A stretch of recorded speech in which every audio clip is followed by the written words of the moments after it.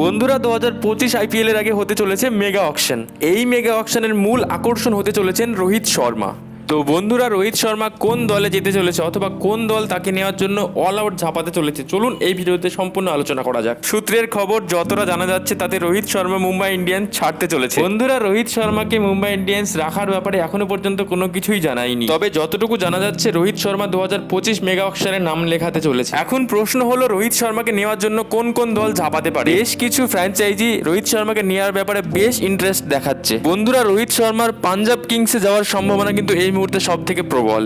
পাঞ্জাব কিংসে গতবারের ক্যাপ্টেন শেখর ধাওয়ান সদ্য অবসর নিয়েছেন। এছাড়াও পাঞ্জাব বেশ কিছু বছর ধরে ক্যাপ্টেন্সি সমস্যায় ভুগছিল। পাঞ্জাব কিংস রোহিত শর্মার পেছনে অল আউট ঝাঁপাবে বলে মনে হচ্ছে। প্রচুর পরিমাণ অর্থ তার জন্য হয়তো রেখে দেবে বলে মনে হচ্ছে।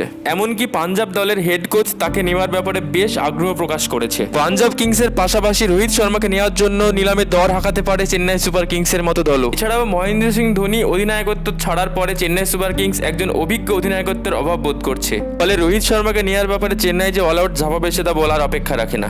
এবার আসি কলকাতা নাইট রাইডার্স দলে। তোমরা অনেকেই চাইছো রোহিত শর্মা কলকাতা নাইট রাইডার্সে আসুক, কিন্তু তোমরা ভেবে দেখো রোহিত শর্মা কিন্তু ক্যাপ্টেন্সির জন্যই দল ছাড়ছে। এবার তোমরা বলো কলকাতায় কি অবশ্যই ক্যাপ্টেনের প্রয়োজন, যেখানে শ্রেয়াস আয়ার গতবার চ্যাম্পিয়ন করেছে কলকাতাকে?